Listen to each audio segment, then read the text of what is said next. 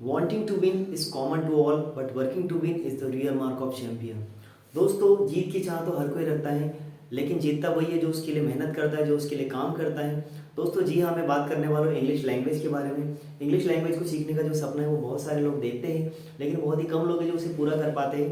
दोस्तों, उन पॉइंट्स में से कुछ पॉइंट्स को आज हम डिस्कस करने वाले हैं, जो कि आपके सामने लिखे हुए हैं यहाँ पर। How to boost confidence to level up your English. अपने इंग्लिश के लेवल को बूस्ट करने के लिए, कॉन्फिडेंस लेवल को बूस्ट करने के लिए जिन पॉइंट्स के बारे में हम डिस्कस करने वाले हैं, अगर आपने उन पॉइंट्स को आज ध्यान से देख लिया तो शायद आपकी लैंग्वेज पहले से बेटर बन सकती है। दोस्तों, इसमें फर्स्ट पॉइंट है मेक अप माइंड, यानी कि किसी भी चीज को करने का दृढ़ निश्चय करना। अगर आपने इंग्लिश लैंग्वेज को सीखने का दृढ़ निश्चय कर लिया है और अगर आपने पक्का इरादा कर लिया और आपके अंदर वो बर्निंग डिजायर है जिसको लेकर के इंग्लिश को सीखा जा सकता है दोस्तों, तो आपकी इंग्लिश पहले से बेटर बन सकती है।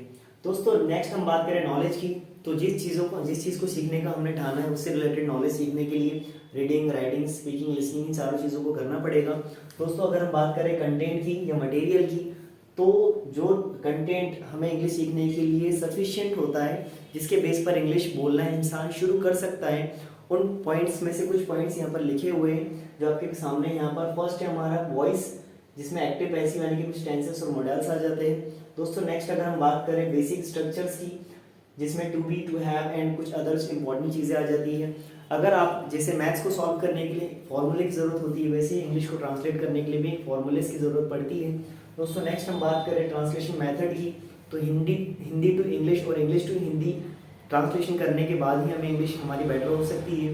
दोस्तों, नेक्स्ट अगर हम बात करें क्लासिफाइड वोकेबलरी की, वोकेबलरी की अलग अलग टाइप्स होते हैं, लेकिन वर्ड मीनिंग के हिसाब से हम इसको सीखते हैं। अगर हम किसी भी वर्ड को सीख रहे हैं तो उसका रूट वर्ड हमें पता होना चाहिए, उससे बनने वाला नाउन, प्रोनाउन, एडजेक्टिव, एडवर्ब, ये सब चीज़ों के बारे में कुछ चीज़ें हमें पता होनी चाहिए, कुछ थोड़ा बहुत नॉलेज हमें पहले से होना चाहिए।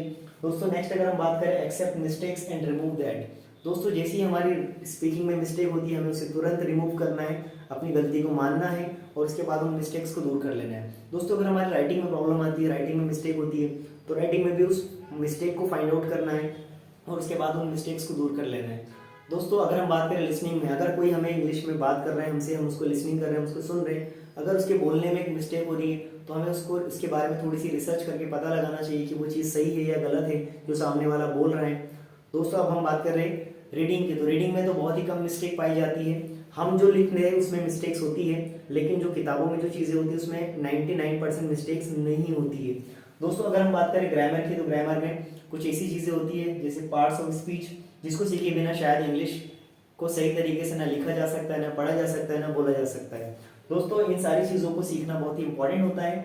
दोस्तों, अब हम बात करें प्रैक्टिस की, तो जो चीज़ें हमने सीखी है उन चीज़ों की हमें लगती है प्रैक्टिस। उसके बाद अगर हम इन सब चीज़ों को वन बाय वन सीक्वेंस के साथ में फॉलो करेंगे तो हमारे अंदर हमारा जो कॉन्फिडेंस है वो पहले के मुकाबले में बहुत ज़्यादा बेटर बन जाता है, बहुत ज़्यादा हो जाता है। अगर हम बात करें सराउंडिंग की, तो हमें अपना माहौल पूरा इंग्लिश का बनाना पड़ता है, रीडिंग में भी, राइटिंग में भी, लिसनिंग में भी, स्पीकिंग में भी। और हम खुद ही ऐसे दोस्तों को चुने जो हमसे इंग्लिश में बेटर हो, और उसके बाद ही हम इंग्लिश में हमारा जो माहौल है वो बनाएं खुद ही, हम किसी पे डिपेंड ना रहें। दोस्तों, हम बात करें कैपेसिटी की, तो कैपेसिटी हमारी जितनी होती है हमें उतना ही काम करना चाहिए। कैपेसिटी से ज़्यादा किसी भी काम को करने के कारण हमें ऐसा लगता है कि शायद ये हमारी कैपेसिटी नहीं है और फिर भी हम उसको कर रहे हैं, तो वो चीज़ हमसे नहीं होती, फिर हमें वो चीज़ बोझ लगने लग जाती है। दोस्तों, अगर हम बात करें फेस योर सेल्फ, अगर हम अपने आप को फेस नहीं कर पाते हैं, अगर आईने के सामने अगर हम खड़े होकर 2-4 लाइन नहीं बोल सकते इंग्लिश में, या फिर वीडियोज़ नहीं बना सकते, या कैमरा सेल्फी वगैरह के लिए तो हम लोग रेडी रहते हैं, तो क्यों ना हम वीडियो के लिए रेडी हो जाए। दोस्तों, अगर हमने ये सब चीज़ों को सीख लिया, अगर हमने हमारी मिस्टेक्स को दूर कर लिया और इन पॉइंट्स को वन बाय वन फॉलो कर लिया, देन तो हमारा लर्निंग आउटकम क्या होगा, यानी कि जो परिणाम है वो क्या होगा कि हमारी इंग्लिश पहले से बेटर बन जाएगी और we will become a cogent speaker. I hope कि आपको ये वीडियो समझ में आया होगा। Thank you.